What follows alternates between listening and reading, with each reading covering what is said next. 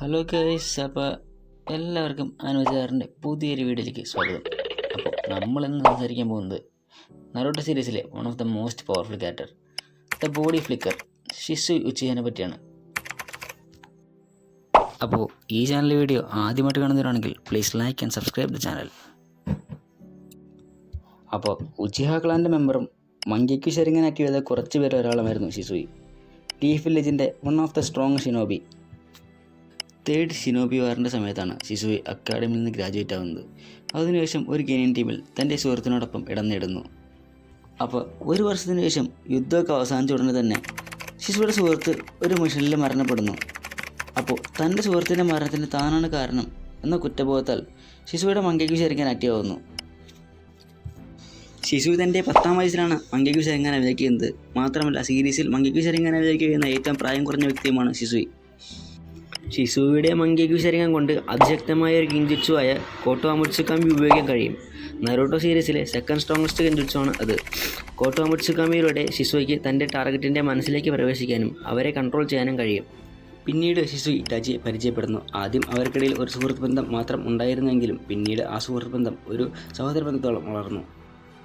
തൻ്റെ ജീവിതത്തിലുടനീളം ഷിസുയി ഇറ്റാച്ചിയെ ആത്മത്യാഗം പഠിപ്പിക്കുന്നതിലും ഒരു യഥാർത്ഥ ഷിനോബി തൻ്റെ ആ ഗ്രാമത്തെ അതിൻ്റെ നിഴലിൽ നിന്നുകൊണ്ട് തന്നെ എങ്ങനെ സംരക്ഷിക്കാമെന്നും പഠിപ്പിക്കുന്നതിൽ ഒരു സുഹൃത്ത് നിലയിൽ ഇറ്റാച്ചിയെ വളരെയധികം സ്വാധീനിച്ചിരുന്നു. ഒരു വർഷത്തിനു ശേഷം ഷിസുയി ഒരു ഗെനിൻ എന്ന നിലയിൽ ശ്രദ്ധ ആകർഷിക്കാൻ തുടങ്ങി. തൻ്റെ ബോഡി ഫ്ലിക്കർ ടെക്നിക്ക് കൊണ്ട് ഷിസുയി ഓഫ് ദ ബോഡി ഫ്ലിക്കർ എന്ന പേര് ലഭിച്ചു. കിരിഗാകുറെ ഫോഴ്സ് വില്ലേജിനെ അറ്റാക്ക് ചെയ്യാൻ വന്നപ്പോൾ ഷിസുയുടെ ടീമിനെയാണ് അവരെ തടയാൻ ചുമതലപ്പെടുത്തിയത്. ശേഷം ഷിസുയിയാണ് നേരിടേണ്ടത് എന്ന് മനസ്സിലാക്കിയ കിരിഗാകുറെ ഫോഴ്സ് മിഷനിൽ നിന്ന് പിൻവാങ്ങി തിരിച്ചു പോവുകയാണ് ഉണ്ടായത്.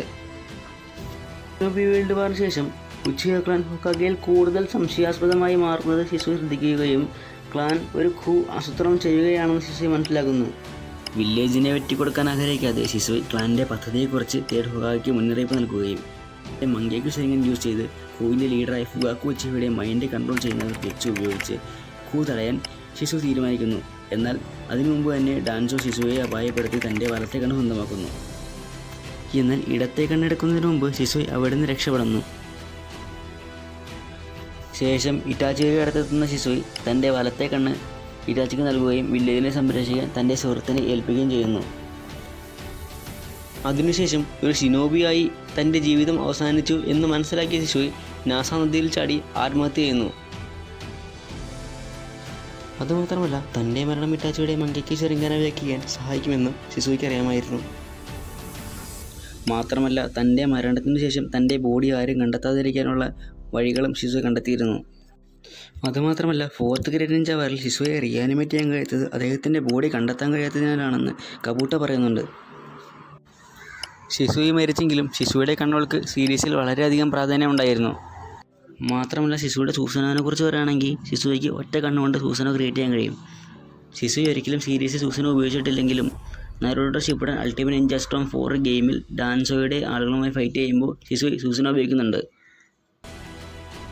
പക്ഷേ ഈ 2 കണ്ണുകളും ഫോർത്ത് ഗ്രേഡ് നിഞ്ച വാറിന് മുമ്പ് തന്നെ നശിപ്പിക്കപ്പെടുന്നു. പക്ഷേ അദ്ദേഹം ജീവിച്ചിരുന്നപ്പോൾ ചെയ്ത പല കാര്യങ്ങളുമാണ് നറൂട്ടോ സീരീസിലെ പല പ്രധാനപ്പെട്ട സംഭവങ്ങൾക്കും കാരണമായത്. അപ്പോൾ ഇതൊക്കെയാണ് ഷിസുവിനെ കുറിച്ച് പറയാനുള്ളത്. അപ്പോൾ ഷിസുയുടെ ഒരു ചെറിയ ലൈഫ് സ്റ്റോറിയാണ്. സീരീസിൽ ഷിസുയി എന്ന ക്യാരക്ടറിനേക്കാൾ അദ്ദേഹത്തിൻ്റെ കണ്ണിനാണ് പ്രാധാന്യം കൂടുതൽ. ഇപ്പോൾ ഉദാഹരണത്തിന് ഉച്ചിഹ ക്ലാൻ മാസക്കർ എടുക്കുകയാണെങ്കിൽ തൻ്റെ സ്ഥാനത്ത് ഷിസുയി ആയിരുന്നെങ്കിൽ ഇത് തന്നെയാണ് ചെയ്യുക എന്ന് മനസ്സിലാക്കിയാണ് ഇറ്റാച്ചി ഉച്ചിഹ ക്ലാൻ മാസക്കർ നടത്തുന്നത്. അപ്പോൾ ഷിസുവിനെ കുറിച്ച് ഇത്രയൊക്കെയാണ് പറയാനുള്ളത്. അപ്പോൾ വീഡിയോ എല്ലാവർക്കും ഇഷ്ടപ്പെട്ടെന്ന് പ്രതീക്ഷിക്കുന്നു. അപ്പോൾ നമ്മുടെ വീഡിയോയ്ക്ക് എന്തെങ്കിലും പോരായ്മ ഉണ്ടെങ്കിൽ അത് നമ്മുടെ കമൻറ്റ് ബോക്സിൽ കമൻറ്റ് ചെയ്യുക. നമ്മൾ വരും വീഡിയോകളിലെല്ലാം സെറ്റാക്കുന്നതായിരിക്കും. അപ്പോൾ നമ്മുടെ വീഡിയോ ഇഷ്ടപ്പെട്ടെല്ലാം ലൈക്ക് ചെയ്യുക, ഷെയർ ചെയ്യുക. അപ്പോൾ ചാനലൊന്ന് സബ്സ്ക്രൈബ് ചെയ്തേക്കുക. അപ്പോൾ ഓക്കെ ഗൈസ്.